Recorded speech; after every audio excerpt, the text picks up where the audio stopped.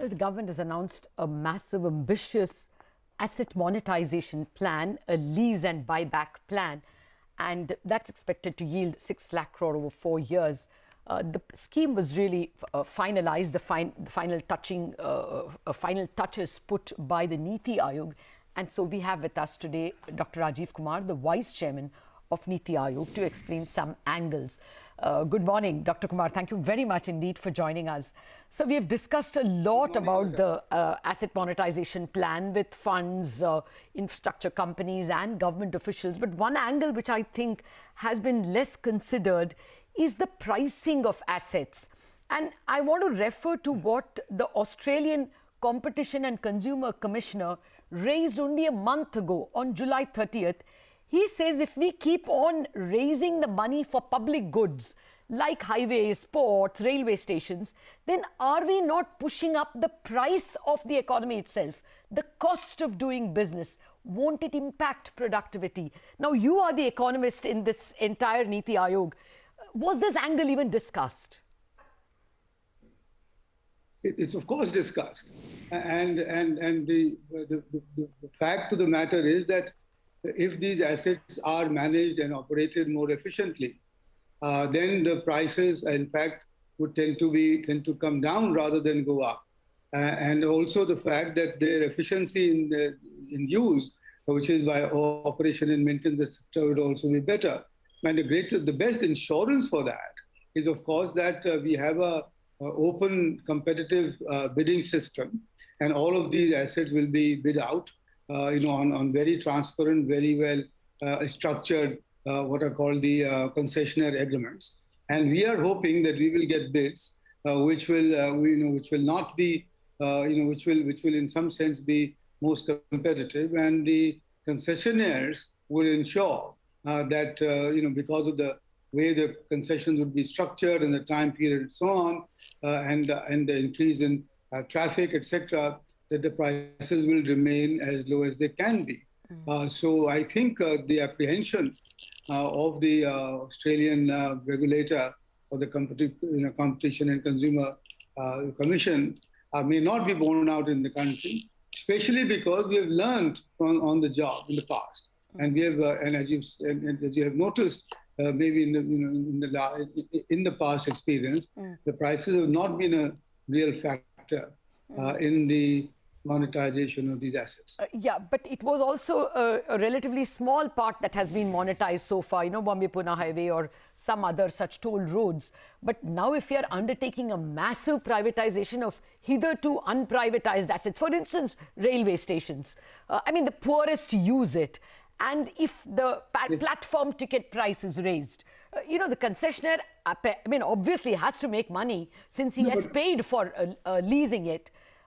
The chances are that there can also be a social justice angle. So, one is the efficiency angle, the other is the social justice angle as well.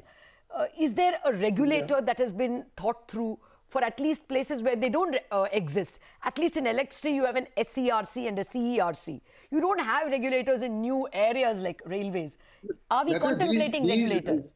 The social justice or the equity angle can be and will be built into the model into the concession agreements.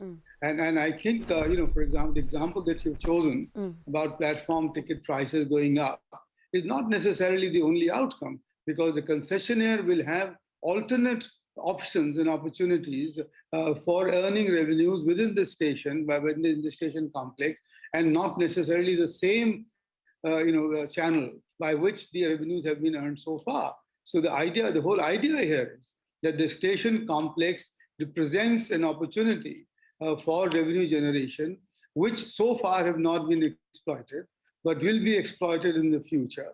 And therefore, for all you know, if they can earn enough revenue from other options, the passenger the platform ticket prices may not even be matched. No, may not be. It could be advertising billboards. It could be getting a Big Mac in. I take your point on that.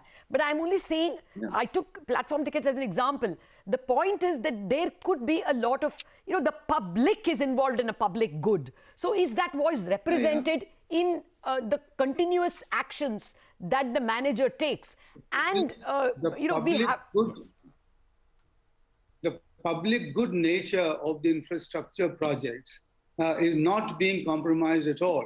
What is probably being done here is that, one, that the users pay whatever they do and the rest of the taxpayers don't bear that burden, which has been a standing standard tenet of economic policy for a long time. And two, that if you have alternate options for generating revenues, the revenue generated by charging extra for the consumers and for the public may not need to be used. Now, about the regulator, I think in all these sectors, there is the NHAI, which acts as a regulator. In the railways, there will be, I'm not sure which part of the railways acts as a regulator, but there will be an oversight mechanisms, etc. So I want you to rest assured, and through you to the audience, that the equity aspects of these projects will be well considered while designing the model concessionaire agreements.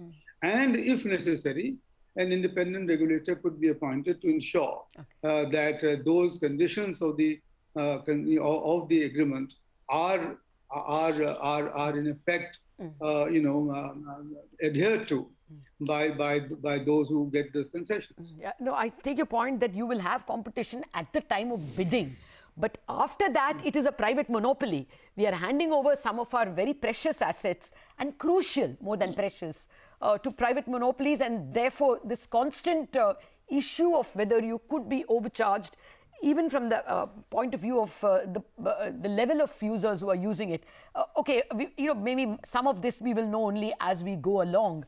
But Mr. Kumar, now let me come to Lata, can I interrupt? Sure, interrupt here? Which is that if I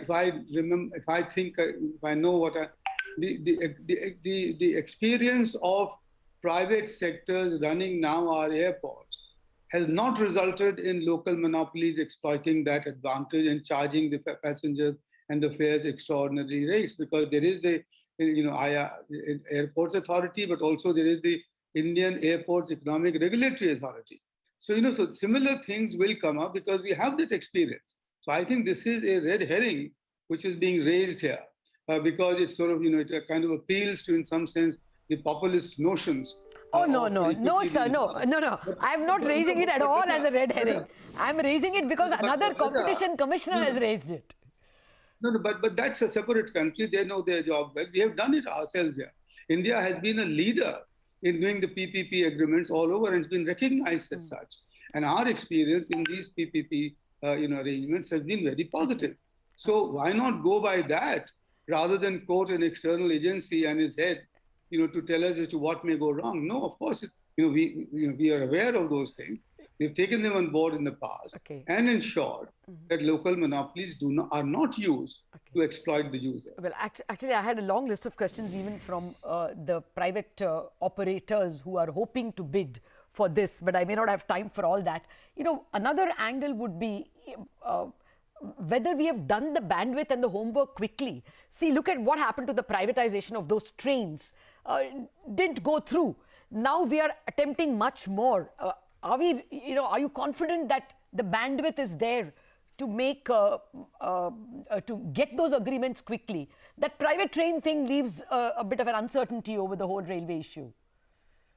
Yeah, that's not been the best experience so far, and we have learned from that experience. There is a new minister in charge who is looked into it who's looking into it in great detail.